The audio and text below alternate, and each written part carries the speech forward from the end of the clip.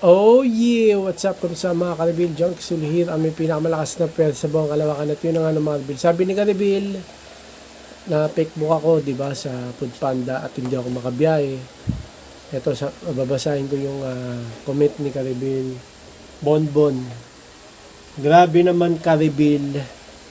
Pwede mo siguro ipatulpo yung magjowa na dami ka pa sa away nila. Okay. Kasi na Facebook ako sa Food Panda sa away na magjowa. Okay, yung babae, in-orderan niya yung lalaki. Yung order niya, sakto ako ang nakakuha sa Manginasal at i-deliver sa SNR. Para sa SM North yun. SM North Annex yung Manginasal, kung siya nag-order. Pandago yun. Kinuha ko yung order, tapos ang deliver sa SM North din, The Black. So yung lalaki, hindi ko na parang doon ata nagtatabaw dati. Tapos, naghiwalay na yung magjowa na yun. Parang yung babae, hindi niya matanggap na maghiwalay sila. Parang ganun story. Hindi ko na kasi nung time na yun, ang nasa isip ko lang, paano gagawin ko nito na Facebook ako yun. Pero narinig ko nga yung taga-SNR, magjowa daw yun, yung babae, ang kulit, laging in-orderan yung lalaki. Hindi lang ata ako yung na Facebook doon na rider, no? Meron pa nga Grab rider nandun, Grab food Ganun din, Manginasal din.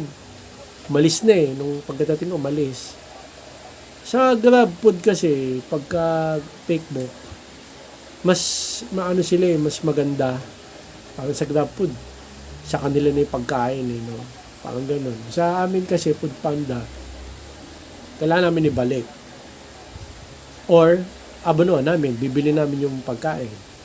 Ganun yung option namin, dalawa Okay? Ako kasi, medyo mahal siya 750 pesos. Ay, kinikita lang ng isang rider na katulad ko, Food Panda. Minimum lang, 500. So, kulang pa yung kikita isang araw, di ba? Naisip ko kaya nagdalawang isip akong abonuhan. Pero iniisip ko abonuhan na para hindi na wala na mangyari masama sa account ko. Okay? Kaso, pandago siya Naisip ko, baka pagka pinakancel ko sa vendor, una kasing ginawa ko, pinakancel ko doon sa vendor sa Manginasal. Nawala yung booking doon sa kanila. Alam ko mawala na rin sa cellphone ko yung booking na yun. Hindi So, no choice akong i-report sa Food Panda na Facebook siya. Totoo naman, Facebook. Ayun na nga nangyari. Yung Food Panda agent, unang ginawa, kinontak mo na yung customer na nag-order. So, hindi niya makontak. Nag-ring lang yung cellphone Tapos, sabi niya sa akin, hindi makontak. Wait daw ako, tatawagan niya naman daw yung vendor, yung Manginasal. Sabi ko, sige po, yun. Tinawagan ng Food Panda agent yung vendor yung crew. Yung vendor ng Manginasal, tinawagan niya. So, nakasagot yung crew, nakausap ko, nag-usap sila. Sabi nga nung crew, opo, Facebook nga, sir. Andito yung rider. Sabi niya, magjowa daw, nag-away, ganyan. Tapos sabi ng Food Panda agent, kakancel niya na nga daw yung order. Kachat ko siya sa Food Panda plug. Ay, kasi po, nawala na sa akin, pero hiningan ako ng picture proof na binalik ko yung pagkain. Ang naging ko kasi, binalik ko na yung pagkain sa Manginasal, nailigpit na. Yun ang naging, kasi pagkabalik ko, so, kinancel sa computer, nakancel na. So, yung ginawa nila sa pagkain, niligpit. Binigay na sa ibang order. Kala kasi nila okay na, mawala na sa cellphone ko Ako rin, kala ko rin ganun So, hinayaan ko nang iligpit. Kaso nung, hindi na wala sa cellphone ko yung order na yon. Pinakancel ko na lang sa Food Panda. Hiningan ako ng proof. So, sabi ko na lang doon sa crew, picturean ko na lang siya at yung food nila doon na proof ko na sinoli ko. Okay. So, sinoli ko naman talaga, kahit magkaroon pa ng ng soko 'di ba? Police, kahit ano. Okay, kahit magpunta pa sila doon, personal, Foodpanda, no? Noli ko naman talaga. Yung nga lang nailigpit na. So sabi ko, picture ko na lang yung pagkain nila doon na yung order na iba. Tapos yung crew. Okay. Kaso nakalimutan ko yung code. Dapat sinulat ko yung code na Pandago, ganyan. Nakalimutan ko. Napicture ko lang yung food na manginasal at yung crew. Yun yung na-send ko. Pag send ko, yun na, na-restrict na yung account ko. Okay, so restriction niya, indefinite restriction o suspension. So indefinite, ibig sabihin, walang date na matatapos. So when February 11 ako na restrict hanggang ngayon. Okay, tapos wala pa kasi graduate na kailan siya matatapos. Okay, so wala namang kasalanan ng ginawa. Sabi ni Karibel, kung pwede ka na ipatulpo yung magjowa na nadamay ako sa away nila. Kung pwede lang, no? Pwede lang talaga, papatulpo ko sila, no? Lalo na yung babae. Okay, yung lalaki, wala rin naman siyang kinalaman eh. Siguro yung babae na lang nag-order. Kung pwede lang, papatulpo ko talaga siya, no? Kasi para maging aware na rin lahat ng gusto mag-fake book, no, na may kaaway sila, gumagawa sila ng fake book, pinifake bookan nila yung kaaway nila, akala nila maaganti sila doon sa kaaway nila, hindi eh. Or mapipirwisyo nila yung kaaway nila, hindi. Mapipirwisyo yung rider na magde-deliver ng fake book nila. Yun yung tatamaan eh. O mapipirwisyo. Katulad ko ngayon, no. Ako yung napirwisyo ng babae na nag-fake book para sa jowa niya. Wala akong trabaho ngayon. Wala akong Foodpanda. Oh, okay. So, mga ilang araw pa darating at buwan na wala akong pagkakitaan o trabaho sa ginawa niyang fake book. Pwede lang talaga, papatulpo ko siya. Para yung mga magpe-fake book matakot na rin na hindi nila gawin yun, no?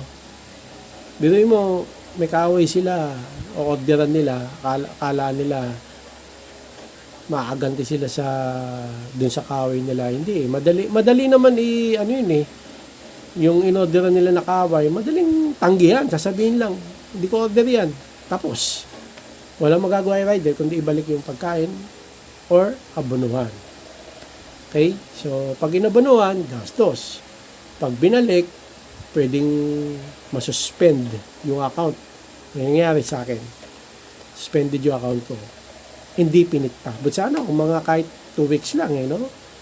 Or 3 weeks, kahit na 1 month, sige, basta may date ng ng end of suspension wala Indefinite indefinite restriction o indefinite suspension, pero wala naman akong ginawang kasalanan.